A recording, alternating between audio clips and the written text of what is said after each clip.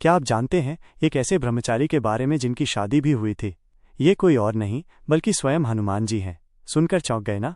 तो आइए इस रहस्य से पर्दा उठाते हैं कि कैसे पवनपुत्र हनुमान, जो आजीवन ब्रह्मचारी रहे, विवाह बंधन में भी बंधे और उनका ब्रह्मचर्य भी अक्षुण्ण रहा।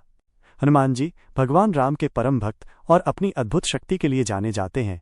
उन्होंने अपना जीवन भगवान राम की सेवा में समर्पित कर दिया और ब्रह्मचर्य का कठोर व्रत लिया। फिर ऐसा क्या हुआ कि उन्हें विवाह करना पड़ा?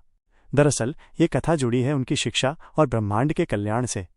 जब हनुमान जी अपने गुरु सूर्यदेव से ज्ञान प्राप्त कर रहे थे तो कुछ ऐसी महत्वपूर्ण विद्याएं थीं जो केवल एक विवाहित व्यक्ति ही सीख सकता था। हनुमान जी अपने ब्रह्मचर्य के संकल्प पर अटल थे, लेकिन वे ज्ञान प्राप्त करने के महत्व को भी समझते थे। तब सूर्यदेव ने एक उपाय सुझाया। उन्होंने हनुमान जी से अपनी पुत्री सुवर्चला से विवाह करने का प्रस्ताव रखा।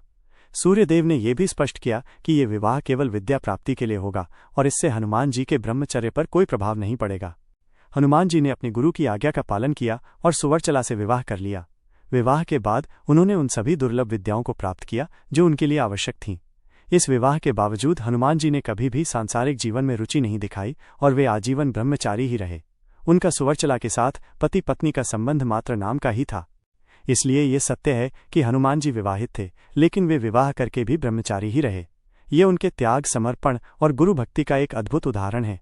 आज भी हनुमान जी को ब्रह्मचर्य और शक्ति का प्रतीक माना जाता है, जिनकी गाथाएं हमें धर्म और कर्तव्य के मार्ग पर चलने की प्रेरणा देती हैं।